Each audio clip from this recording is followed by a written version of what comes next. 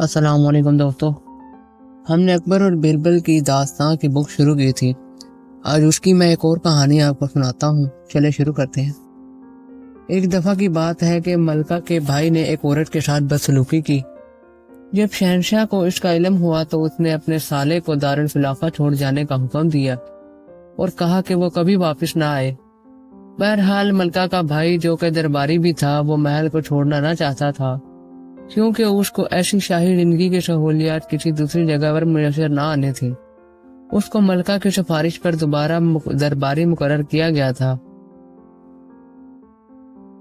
अब जबकि उसको मुजरिम पाया गया, शहंशाह उससे नाराज था। वो अपनी बहन मलका के पास गया और उससे शहंशाह के पास जाने की दरख्वास्त की।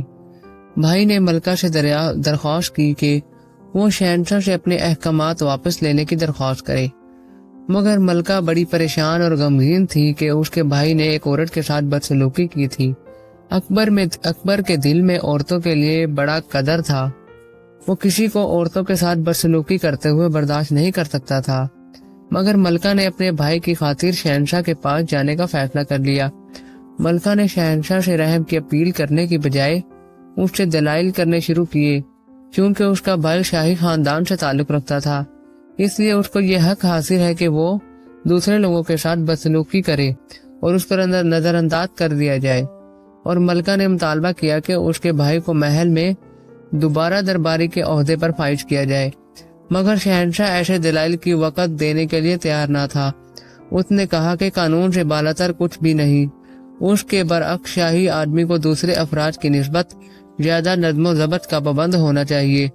अब तुमने भी मुझे नाराज कर दिया है अपने गलत मुतालबे और गुस्ताख रवैये की वजह से। तुझे भी 2 दिन के अंदर महल को खाली कर देना चाहिए, क्योंकि तुम मेरी मलका रही हो। लिहाजा मुझे कोई एतराज न होगा अगर तुम कीमती अशिया जो कि आपकी पसंदीदा हो इस महल से ले जाए। मलका अपनी आंखों में आंसू भरे हुए शहंशाह के कमरे से बाहर आई। उसके भाई ने पूछा कि बहन क्या हुआ? मलका ने कहा, मैं शहंशाह के पास तुम्हारे लिए गई थी और उसको बताया कि शाही आदमी को शरारती और सरकश होने का हक हासिल था। शहंशाह ये सुनकर मुझसे भी नाराज हो गया और 24 घंटे के अंदर महल छोड़ने का मुझे भी हुक्म दे दिया। अब मुझे मालूम नहीं कि मैं क्या करूं। और मलका ने रोना शुरू कर दिया। नौकरानी से कहा कि आली जा, सिर्फ बीरबल तुम्हारी मदद कर सकता है। मलका ने कहा, नहीं, मैं बीरबल को पसंद नहीं करता और ना उसका भाई और ना वो मुझे नहीं मालूम कि शहंशाह उसका एक कदर क्यों दिलदार है। मलका के भाई ने सोचा कि मगर मेरा ख्याल है कि वो नौकरानी बीरबल का नाम तजवीज़ करने में हक बजानिब है। अब सिर्फ वही मुनासिब आदमी है जो हमारी मदद कर सकता है। ये काबिल अमल है कि उससे मदद हासिल की जाए। लिहाजा बीरबल को मलका के कमरे में बुलाया गया। मलका ने बीरबल को पूरा वाक़या सुनाया और उससे दरख्वास्त की कि कोई रास्ता तलाश करे जिससे शहंशाह अपने अहकामात वापस ले ले।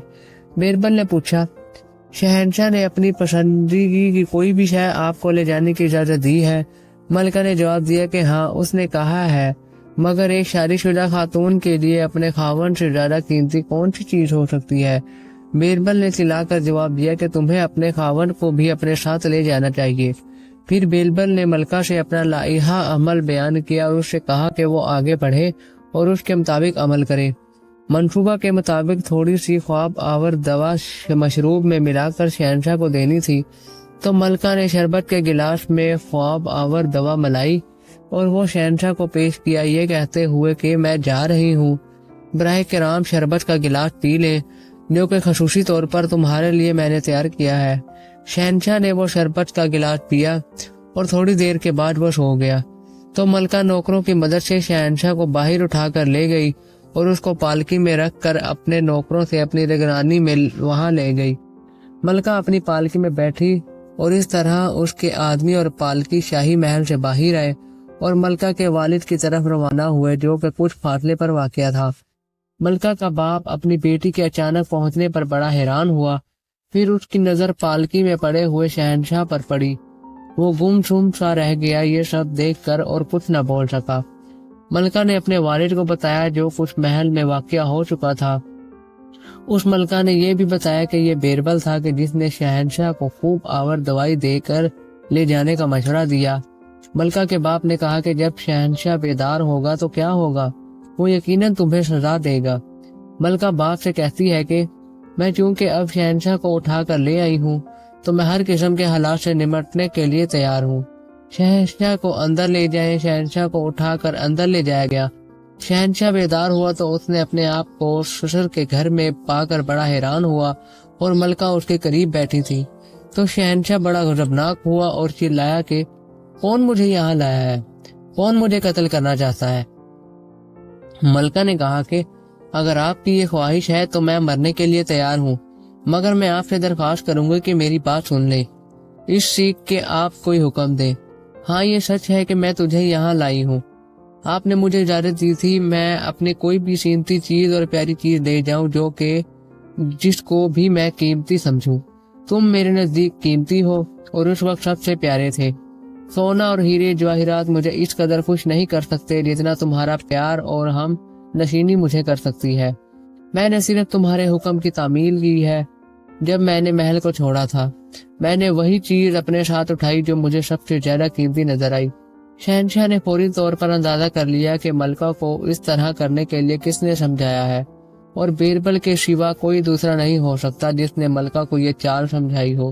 اس نے کہا کہ کیا یہ بیربل تھا کہ جس نے تجھے مشورہ دیا کہ مجھے سلا کر یہاں لے آؤ؟ ملکہ نے کہا کہ ہاں۔ شہنشاہ نے کہا کہ تم اور تمہارا بھائی ہمیشہ بیربل سے حاسد رہے ہیں اور اب وہی اس بحران کے وقت تمہاری مدد کر سکا۔ اب میں تمہیں معاف کرتا ہوں۔ ایک دن کے قیام کے بعد شہنشاہ اور ملکہ واپس اپنے دارالخلافہ آ گئے۔ ملکہ کے بھائی کو شاہی معافی دے دی گئی اور متفقہ کر دیا گیا وہ دوسروں سے مناسب طریقے سے سلوک کرے اور دوبارہ آئندہ کوئی اس کی شکایت نہ آئے۔ دونوں بہن اور بھائی نے وقتی مدد پر ملکہ کی عزت بچانے کے لیے بیربل کا شکریہ ادا کیا۔